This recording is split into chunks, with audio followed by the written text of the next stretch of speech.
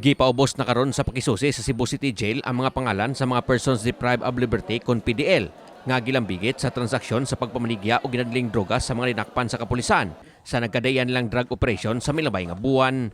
Kini ang gibutyag ni Jail Officer 3 Blanche Alinio atol siyang pag-guest sa Open Line News Media Forum sa MyTV Cebu kaganiha. Matod ni Alinio nga gumikan kay dunay mga pangalan nga gipanghisgutan ang mga linakpan sa kapulisan sa milabay nila nga mga operasyon. Hayan gisango na kini nila sa ilang Intel and Investigation Unit alang sa pakisusi. Sa pakaron di pa nila makahatag og dugang detalye si Alinio sa dagan sa investigasyon.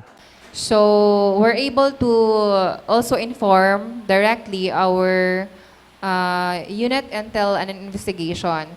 So sa ilaha man gud ni Sir Gud, no, and I am not authorized yet to divulge any information, but for as long as I know nga ilan na ning gi-investigate, it's because once nga naay madakpan ang atong kapulisan, sir, and even atong PDEA, they would most likely good with their protocol nga mo coordinate gid sila sa atua sa BJMP sa Cebu City Jail, considering nga ang gi-alleged nga source is atong PDL. So for now, what I'm comment further, but aduna tay investigation nga gihimo, sir, in full coordination sa agencies concerned also. Samtang giangkon ni Alinio nga makalo moral ang kanunay pagtudlo sa mga linakpan sa gawas, kalabot nga gikan sa sulod sa pasilidad ang ilang mga kontak sa ilang illegal nga negosyo. Kini gumikan kay sila sa habig sa Bureau of Jail Management and Penology kon BJMP. Padayong naning kamot nga wa illegal nga mga transaksyon sud sa pasilidad, sama sa pasangil sa mga dinakpan sa gawas. Sama ni adtong Marso 29, usa ka 19 anyos nga drug pusher ang nasakmitan og 5.6 milyon ka pesos nga balor sa illegal nga drogas. Sa mga operasyon, nasayran nga ang kontak sa suspek ang naasulod sa Cebu City Jail. Humanadak pansab sa laing operasyon sa kapulisan sa milabayng buwan. Subay niini, subling gipasabot ni Alinio nga base sa investigasyon, wala gyud jail personnel ang nalambigit sa pasangil nga posibleng konsabo o nagpaluyo sa pagpalusot og mga cellphone nga mo'y numero unong kahimanan sa mga illegal nga transaksyon sud sa pasilidad. May pasalig si Alinio nga sila sa habig sa BJMP nagbuhat gyud sa ilang trabaho sa pagpaubos sa mga PDL sa safekeeping o rehabilitasyon sulod sa pasilidad sukwahi sa pagtuo sa pipila. Awag usab niya sa mga kabanay sa mga PDL sa pasilidad nga unta di na lang musuway og palusot o mga kontrabando sama sa cellphone aron usab nga matunhay ang ilang pagpaubos sa rehabilitasyon sa pasilidad. Makalow moral siya for a jail officer like me, nga nagtrabaho gyud og tinarong everyday and have been a dedicated public servant for 17 years. But di man gud nato ni siya pwedeng makuha, ma'am, considering we have the most population sa mga persons deprived of liberty in the whole of Philippines. So atong mahibaw-an nga 80% of our PDL drug-related ang cases. So dili nato ma-discount nga ang mga tawo ang ilang kanunay nga makita, no, nga vulnerable sad nga pwedeng itudlo or i-relate sa ilahang crimes outside is ang naa sa sud.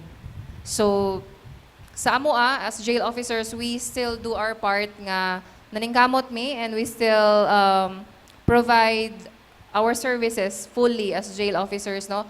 Professionally also, despite mga inanay, di jud dalim sa among part, ma'am. Ako personally, kada makita nimo first thing in the morning, it's always this nga related sa amoa. Makalow moral siya. But we do not dwell on that negativity. Kay aduna tay gipang serbisyoan, and we always, kuan jud, kanang gibutang namo sa among hunahuna og sa kasing-kasing namo na we are not only here to safe keep them, but more than that, naami para sa ilahang developmental opportunities, sa ilang rehabilitation, and eventually, ang ilang transformation. Subay sa rehabilitasyon sa mga PDL, gibutyag ni Alinio nga aduna sila'y liga nga basketball o futsal karong panahon sa tinginit nga mahimo nilang kalingawan. Gumikan kay pulos man kini mga contact sports.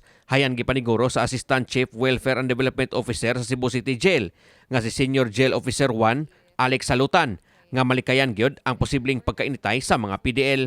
Tanan nga mga dorm leader, coordinator, expediter. Ang expediter mao na siyang pinaka peacemaker nato dito sa sulod. Sila ang pinaka, kumbaga sa community diri sa gawas, sila ang pinaka police dito.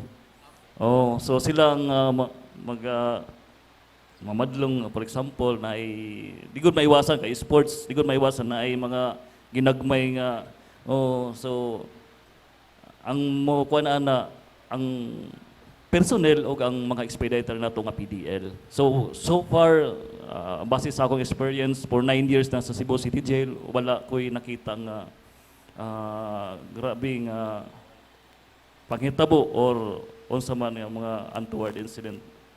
Kini si Greggy Magdadaro alang sa May TV Cebu.